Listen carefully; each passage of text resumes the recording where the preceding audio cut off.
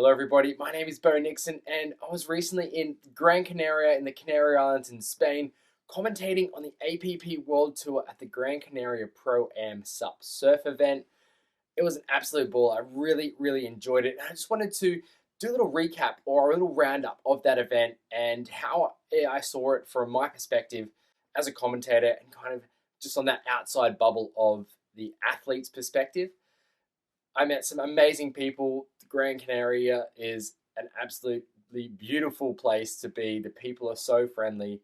We were really welcomed there and we had some great food, met some great people, great friends, and I saw some friends that I've actually haven't seen for quite a number of years on tour. So for those of you that don't know me, I used to compete on the Stand Up World Tour, or what is now known as the APP World Tour in the SUP surfing. So it was great to kind of reconnect with some of those people and just chat about surfing and what we've been up to over the last, I don't know how long, 7 years I think I last competed on the tour. So it's been quite a while, but I'm really stoked to be back working in the capacity as a commentator for those events. I'll likely be doing a lot more into the future as well because it's a lot of fun and it's great. And one of the biggest highlights was actually meeting Ollie Russell Cowan, my co-commentator out there. He was the lead commentator, so he has a lot of experience hosting Fuel TV shows. He does his own podcast as well. You make sure you do go and check out Rad Season. I'll drop a link in the description below, but he's got a bunch of great stuff happening. So Ollie, it was great to sit alongside you and call some amazing waves and some great action. So I'm going to dive into a bit of a recap, a bit of a roundup of that event, and I really hope that you enjoy that from my perspective. Let's get into it. Tucker on the outside, he's been waiting patiently. Getting there in time for this turn and throws it up into the lip. Team Japan there. He's going to drop down to the bottom of this. Off the, wow! Oh, vertical on the inside. Good to see him up on a wave before the end of this heat as we see him rip one off the top, vertical. And here we go, Luis Denise. So this was actually the first and only stop on the APP World Tour for SUP surfing. So whoever won the event would actually win the world title, which is pretty exciting. I think it's great to have a season-long multiple events, but this really culminated in such an exciting kind of few days. The build-up, the lead-up, the pressure that was on the line, the people who kind of had that nervous energy and used it to their advantage, and some of them that maybe didn't, and it kind of caught them out a little bit. So I'll dive into that a little bit later on. But first off, I just wanted to kind of introduce the event a little bit more. We were in Las Palmas de Gran Canaria, which is the capital of Gran Canaria, Las Palmas. Beautiful city. And we were at a beach break called La Cicer on the first couple of days where we were running the juniors event and also the longboard and the trials division 2. So they'll be able to get into the main event. Now the surf out there, it was pretty mushy. It's not a super high performance wave because it kind of has a bit of a slopey face on it. So there's not that many critical sections, but I mean, the world's best were able to find some amazing sections out there and go vertical and things like that. But I had a couple of sessions and I really struggled to read the wave and it was super hard. There was lots of water moving out there. Really quite bumpy with a bit of wind chop, and the swell was just dropping off, but there was still a lot of current around as well, so a lot of water moving around, and it was just a really difficult place to be able to get in the right spot and catch waves. But it was definitely a wave catching contest, so you had to be on the best waves and the right waves to be able to win, and I feel like that really comes into play when you are at SUP surf events. Yeah, the best surfer, it's always tougher to go up against them, but if you've got that knowledge of reading the ocean, understanding the waves, maybe you spent a bit of time there in the past or a week before the event surfing the waves and getting to know the area, that really helps because if you're on the right waves and you can place your turns in the right spot on those waves, then if your competitor gets the kind of worst waves, then you're going to really be in the lead because the waves, they were really the main player in that first couple of days in the event. So the junior division hit the water first off, and wow, what an amazing pool of talent that we have in the juniors, up and coming into the future of stand-up paddling. I really do applaud every single one of you. It was probably one of the biggest divisions that they had at the event in Gran Canaria, and hats off to you all because there was some serious surf out there, and it was tricky conditions, but man, you guys made it look super easy. So really, really well done. Some of the standout performers for me was obviously the winners of the junior division, Kapono Fukuda from Japan and Kaede Inoue as well from Japan. Both of those surfers were absolutely ripping, and what a really, really bright future Japan has in the sport of stand-up paddling. Some of the other names that really grabbed my attention were some of the French competitors. We had Titouan Pajot, who got second in the event. He was ripping, he was riding a gong.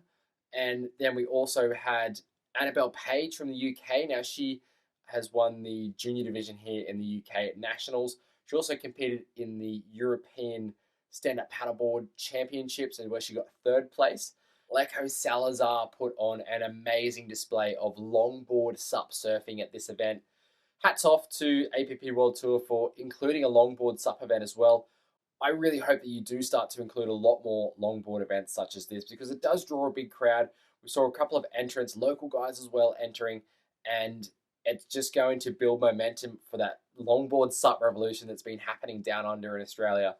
And I've been following along with that because I really get stoked on riding a SUP longboard. Hopefully, we'll be able to get more events like that overseas outside of Australia because in Australia it's such a big part of all the events there. But Leko put on an absolute clinic, and I'm going to tell you what board he was on. He was on a Stewart board, which you're probably like, what's a Stewart board? It's just a normal prone longboard that a normal surfer would ride. And he rented it from the local surf shop when he arrived. It had been snapped 3 times already, and he was just putting on an absolute clinic of longboarding. Obviously, Leko had really accomplished longboarder, and his dad as well, fantastic Brazilian longboard champion surfer. But for me, the standout longboard surfer of that event was Benoit Carpentier. He was on fire. The turns he was doing on a 9-foot board. Now he's riding a 2024 Starboard prototype. I don't think it's a prototype. I think it's actually going into production. And he's got one of the earliest models of that board. And it looks really, really nice. 9.0 by 26, about, I think it was 90 liters, Benoit was saying. So he was just killing it. The turns he was doing off the tops looked like that board was really alive. Where Leko, because he was on that prone longboard, it definitely was sinking in the water a lot more. He had to work it, but I think the waves that he got in the final of that event was what really put him in front for the lead. And the other incredible longboarder that really impressed me was Taka Inoue, obviously Katie's older brother, and he does compete on the WSL Longboard Tour. So no doubt that he was a standout, but some of the nose rides he was holding were just super long, super critical, and then he was just throwing in some style and flair in there as well, which was really nice to see.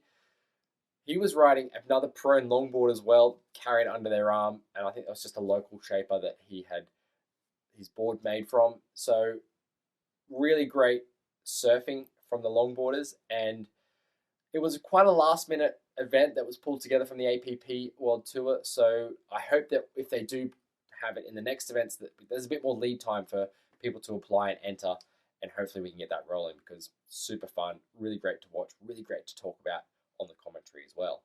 So the men's and women's trials event will run on the second day of competition. Now the trials is an event where anyone can enter from around the world, and if you do get into the final or if you get into the qualifying spots, it means you get a spot in the main event to be able to qualify on tour, but also to get a chance at winning that event or the world title in this case. And the trials basically full of juniors. All the juniors entered the trials, which was amazing to see, and we had quite a few moving through from the juniors to the trials to the main event. Some big names were in there as well. Leo Nika did show up. Unfortunately, didn't kind of get the waves that he wanted to. He bowed out quite early, so he wasn't able to progress into the main event. It would have been really great to see him there. But the winner of the men's trials was Kapono Fukuda, the junior champion, and he moved his way into the pro main event division and with some amazing surfing. He was really ripping. And the women's trials was won by Maureen Codrew, who was putting on an absolute clinic out there. She was on fire in the final. She couldn't quite put it together in the semis, but ended up making it through to the final with some great surfing, which put her into that main event. And one of the highlights in the trials for me was Sakura Inoue, who is obviously the sister of Katie and Taka. She's only 14 years old, and she put herself into the pro event, and she actually did quite well, which we're going to speak about now. And the Wednesday, we moved location over to El Lloret, and what a fantastic right-hand point break. The swell on the Wednesday, it was kind of stayed as it was. It was interesting because we had the first rounds of the pro event, men and women jump in the water first, and the waves looked really fun, kind of head-high range. And then come about 11 o'clock, around that high tide period, basically went flat for like 3.5 hours. So we had to go and hold during that period. But in those earlier heats, what really was incredible for us to watch as commentators was the women's event. Abaya Moreno, she came out all guns blazing at the start. Some great turns, a lot of power in her surfing. Just goes to show that the pros, they have that extra level, that extra gear in them, where they can just turn it on and really showcase that use of the paddle, their power on the wave, their speed, their flow. It's just a cut above the rest. Young Katie Inoue, who won the juniors and was also seeded into that main event, she put on another real clinic in her opening round one heat, so that progressed her through to the semi-finals. And another highlight was Luchi Cosletto from Argentina. Oh, she surfs with great power, and she really pushes that back foot, throws a lot of spray on her turns. I really like the way she surfs. She is the current ISA World Champion SUP surfer. So the biggest upset in the women's round one was actually the last heat of that round with Sakura Inoue and Gabriela. Now, an incredible display of surfing from Sakura, and she actually beat the top seed there in that heat. She came through from the trials to get herself a spot in the main event. She got through that heat into the semi-finals. Absolutely incredible surfing. She is definitely one to watch out for in the future, 100%. And we're going to speak a little bit more about her because she actually went out in some pretty big conditions on the final day of surfing. Like I said before, that tide got really high. We had to put the event on hold, and we came back at 3 o'clock to run the next round of the men's. We actually ran round 2 and round 3 of the men's, which were going to decide the quarterfinalists for the finals day of competition. So all of those top seeds made it through to the quarterfinals, and we were looking at a building swell happening overnight, and everyone was pretty frothing for it because that's what we came there for. We came there for a good swell, have the best surfers in the best waves. What did we wake up to? Well, Thursday morning, it was an early start for the last day of competition. The semi-finals of the women started at 7:30 a.m. and I think it's light at around 10 past 7. So very early start for those competitors. They didn't get a chance to get in the water before their heat, so they had to paddle out and kind of go in cold. The surf was probably 4 to 6 foot, and there was some bigger waves coming through every now and then. The swell was building throughout the day. By 1 o'clock in the afternoon, we were expecting some big closeouts right across the bay. So that's why we kicked off early, had to try and get it done. So in that first heat, Abaya and Katie were in that one. And it was an absolute nail biter. Abaya Moreno, 2018 APP World Tour SUP Surf Champion and the 2019 event champion. So it was really exciting to see her getting out there in one of the breaks that she really loves to surf in, and we just know that she had it in her to put on a great performance. But this is where I'm going to go back to the nervous energy. I feel like Abaya just had some nerves during her heat, and there was a lot of water moving out there. She kept falling off her board a little bit here and there as well, so it was very, very tricky for her to be able to get the best performance out of that day. And by far the best performance went to Katie Inoue, who made it to the final. She beat Abaya in that semi, and with some amazing surfing, she really put it together. You could tell that her head was switched on and that she really wanted to make her mark on the APP World Tour. In the next semi-final, it was Luchi Cosletto against Katie's younger sister Sakura, and that was a really great display of surfing from Luchi. She ended up getting through to the final, and Sakura put on another great display, but it wasn't her final appearance. She was going up against Abaya in the consolation final, which determines the 3rd and 4th place on the tour for that year.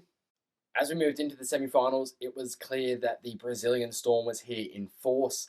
three of the Brazilian surfers moving through to the semi-finals. That was Leco Salazar, Luis Denise, and Wellington Rice. Now, Wellington, he won the event in 2019. We saw Luis Denise, he took another ISA world title in the SUP surfing just recently. And Leco Salazar, 2012 APP World Tour SUP surfing champion. And then we had Benoit Carpentier, who, the Frenchman, he was up against some other Brazilians as well. He did really well to get through. He was surfing on point. He looked like he was at home in these waves. He really knew how to read the ocean and read the waves, get the most out of that. So it was him against the Brazilians in the semi-finals. So after the men's quarterfinals, the surf was getting gradually bigger and the women's final went out, and that was just mind-blowing surfing from the ladies in those conditions. Luci Cozzoletto versus Katie Inoue. Just, I'm speechless because of the performance that they put on. Luci had some great turns. She put herself out in the lead a little bit early, not with some super high scores, but just with a couple of smaller numbers, but some really solid turns on her waves. And then Katie Inoue just raced down the line on this big one and set up an incredibly massive, huge turn off the lip and landed it as well. And that really put her and skyrocketed her up into the lead. She was needing a score right at the end of that heat, and she got it. She won the world championship for the SUP surfing in the women. She was also the junior champion as well. I can't wait to see more of her. She's 17 years old. Can you believe it? 17-year-old world champion SUP surfer went up against the best. Luci Cozzoletto, ISA world champion, went up against Abaya, knocked her out in the semi-finals, the 2018 APP World Tour champion. And now Katie, world champion in her own right. She definitely deserves it, 100%. Wow, the women's SUP surfing definitely, I think, have improved over the previous years since competition hasn't been on, and just the level is just going through the roof. So great things from the women, and a huge congratulations to all the girls out there on that day because it got really big. And then we saw the men's semi-finals get into the water, and Benoit Carpentier, he went up against Wellington Rice, and that was a battle for the ages. The boys traded set waves, and Benoit claimed some epic rides. Wellington didn't give up, and relying on his backhand surfing, but it wasn't enough to beat Ben, who opened up with a 9.77 on his first wave. And then that was backed up in the semi-final number 2 with Luis Denise and Leco Salazar, 2 world champions battling it out. And oh my gosh, what an amazing wave from Luis Denise. He scored an excellent 10-point ride, a perfect 10-point ride in that heat. Now, when I say perfect, I mean all the judges gave him a 10 for that wave. 3 huge turns down the line on a big wave. So he really deserved that score. Unfortunately, Leco actually was a little bit injured in that heat. I think he took a big set wave on the head and maybe got a bit tangled up with his board or paddle. So he wasn't 100% on his game in that final. But what I really liked was that Leco didn't hold back. He did some nice turns and tried to save himself, but Luis put Leco in a combination situation. So that was the men's final set. Benoit Carpentier, Luis Denise. That was going to be the matchup for the men's finals. But before then, we did jump into the women's consolation finals. And now by this point, that surf's getting big. So we had a jet ski on standby to take the girls back in because it was really sketchy jumping off the rocks when the waves are big there. The rocks are slippery.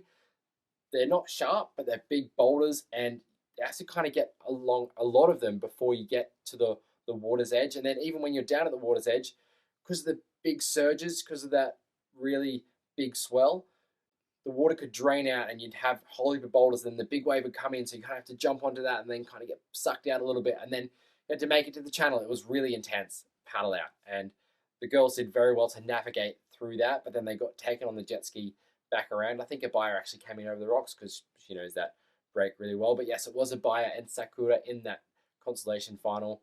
Sakura taking off on some big waves. We heard her mum jump on the microphone and she was telling the competitors, or telling her daughter, that she can use the jet ski once she does finish the heat, and that, you know, it's not the end of the world if she doesn't get 3rd place in this event because she's already put on a great performance. And Abaya did take that 3rd place in there. She was really helping Sakura through that heat to find the right ones, get in the right position, because they had to paddle over some big waves out there. So that was the women's set. The top 4, Katie Inoue, Luci Cozzoletto, Abaya Moreno, and Sakura Inoue. 2 Japanese surfers up there in the top 4. Amazing. Incredible. So then we saw the men's final get in the water, Benoit versus Louise, and this was definitely going to be a clash of the Titans. Benoit has not had a world championship next to his name. He was really, really wanting this one. This was actually his best result so far on the stand-up world tour. Benoit opened up with a big score in the final. He was pumped. You could see the adrenaline coursing through his veins. He was just stoked on every wave, claiming the big ones that he was able to land. And Luis couldn't quite put it together in that final. I think the waves and the conditions were very tricky for him on his backhand. There was a lot of backwashes, that tide was high, and it was very tricky for the competitors to get in the right position and also just place turns correctly on the wave.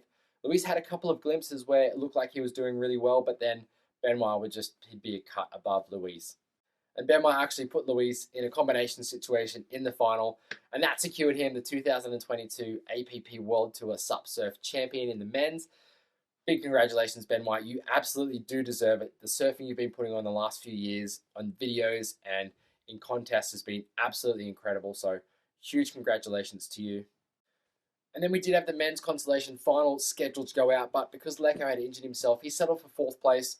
Wellington, he took the 3rd spot in the men's, so it was Benoit, Luis, Wellington, and Lecco in the top 4 on the men's tour. It was a real privilege for me to be there. I really was stoked on watching all the competitors performing out there in such great conditions, and to be watching the world champions being crowned. It was just super exciting being on the webcast. We met some great people as well. Big shout out to Ollie again. He did an amazing job. Ollie's not a SUP surfer at all. He just does pro normal surfing, and he did really well in the booth. So hats off to Ollie, and hope to see them all around again very, very soon. I hope that you all enjoyed this recap of the 2022 Gran Canaria Pro-Am from the APP World Tour. My name is Beau Nixon, and we will see you again very soon on another video. And that's a wrap on the 2022 Gran Canaria Pro-Am. Kaidi Inoue took it for the women and Benoit Carpentier took it for the men. With 8 to 10 foot waves and one of the best waves in the world, it's been an epic day of competition here down at El Lorette. Beau, tell me all about it from your side. Oh my gosh, sitting up there today watching all the action live on the webcast, it was insane to see all of our competitors ripping. A lot of scores in the excellent range. It was just a fantastic day of action. And Ollie, your first APP event, what are your impressions? The level of progression that we saw out there today, on every day, basically running from a CISA just around the corner and then having it massive out here today for finals. Very, very impressed by the level, the sport, the community, everything's been amazing. And we'll see you in 2023 as we return to Gran Canaria for the 3rd time to crown world champions once again.